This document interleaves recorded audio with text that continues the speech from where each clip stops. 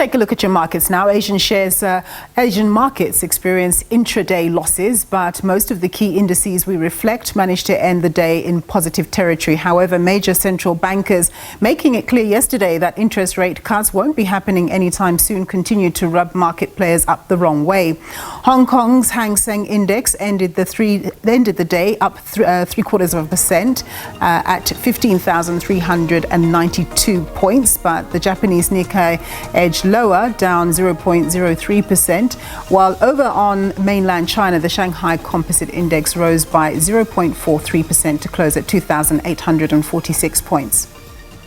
Over in the United States, Wall Street stocks finished lower on Wednesday after upbeat December U.S. retail sales data eroded expectations that the Federal Reserve will kick off its rate cut campaign as early as March. The benchmark S&P 500 fell to its lowest in over a week, losing 0.5%. The Nasdaq Composite lost at 0.59%, while the Dow Jones Industrial Average was down by 0.25%. The JSE is trading higher at the moment. The all-share index has gained 1% to 72,433 index points. The industrial 25 index is 1.1% firmer. Financials are up by 1%. Markets in Europe are currently flat at this hour. Looking at commodities, gold is trading at around $2,000 and platinum at $888 per ounce. The price of Brent crude oil is at $78.31 a barrel. The rand is trading at 19 rand 20 cents to the dollar, 24 rand to the pound sterling, and 20 rand 60 against the euro.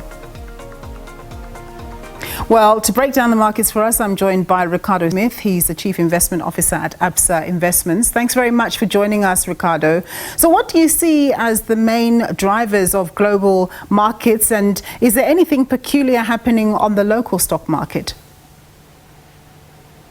Afternoon. Thanks for having me. I think locally, if we look at the retail numbers, they have been a bit disappointing. It is still thin from an economic release perspective, but we saw November numbers disappointing, and that, of course, impacting the retail sector.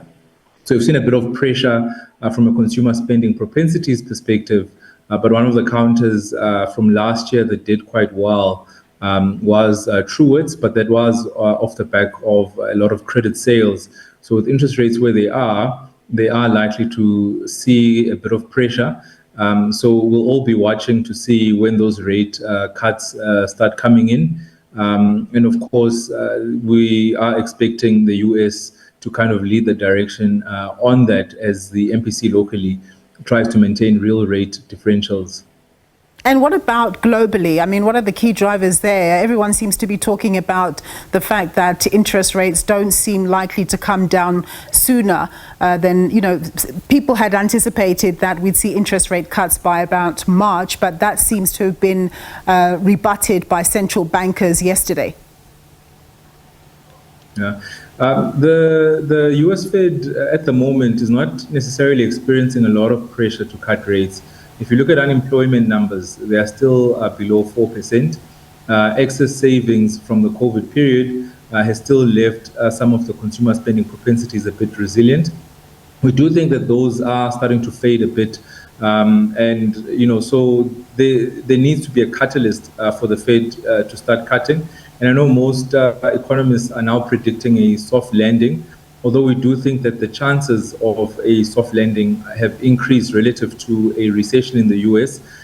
The risk of a recession is still quite elevated, as in the past 35 years, of the 5 aggressive rate hiking cycles, there's only been one where a recession was avoided in the US. So we think some of those economic impacts of the high rate environment still playing out as those tend to lag by a couple of quarters. And so we are expecting lower growth in the US this year. And, the Fed does need a catalyst to actually start cutting rates, but at the moment, still a bit comfortable. So we do see that the local currency, the rand, has ticked up a little bit relative to major currencies, but it's still quite weak indeed. So what is your prognosis or your outlook for the currency, over the short to medium term? We know that there are a lot of risk factors like what's happening geopolitically, and obviously we have elections as well this year. We do think that the rand is oversold at current levels, but we are an emerging market economy, and the rand is one of the most liquidly traded emerging market currencies, and so we benefit in risk-on sentiments, and unfortunately on the other side, we do weaken quite a lot when we see risk-off sentiments. I think in the short term, we do expect a lot of volatility, particularly as there's uncertainty around monetary policy, which over the past 18 months or so has led to a lot of dollar strength. In the medium term, there certainly is room for some rand strengthening from current levels, but some of the structural issues like twin deficits on the fiscal and current account, struggling state-owned enterprises, logistics challenges, and energy crisis do point towards moderate weakening of the rand in the longer term. So very much short-term volatility, some potential strength in the medium term, but long-term, seeing a further weakness. You did touch on the fact that we had retail sales numbers come out yesterday. That was for the month of November, and they declined by 0.9%. And that's despite the fact that we had the month of Black Friday. What is your assessment of the retail sector? And is this an opportunity now to actually invest in the sector while the chips are down, so to speak, so that when things pick up, at least you're already invested in a decent stock? From our perspective, it's always a good time to invest, and I suppose the trick becomes who you expect, to be your winners. As mentioned, I think Truworths did quite well last year off the back of credit sales. But one thing to monitor quite closely is those impairment rates. Woolworths did restructure a bit, getting rid of their clothing section, which has been a drag for quite some time. Be that as it may, it was doing slightly better by the time they got rid of it, but their food section, has been a strong performer for quite some time. So there certainly is some stocks within the sector that one can look at investing, but the sector is not without its challenges. Most of our inflation is cost push, so consumers are actually experiencing pressure from both sides, from inflation and from interest rates. And we are seeing low consumer spending propensities. So we'll be looking quite closely at the MPC locally and seeing, when they start cutting rates. And that in itself, will lag by a couple of quarters before filtering through the economy.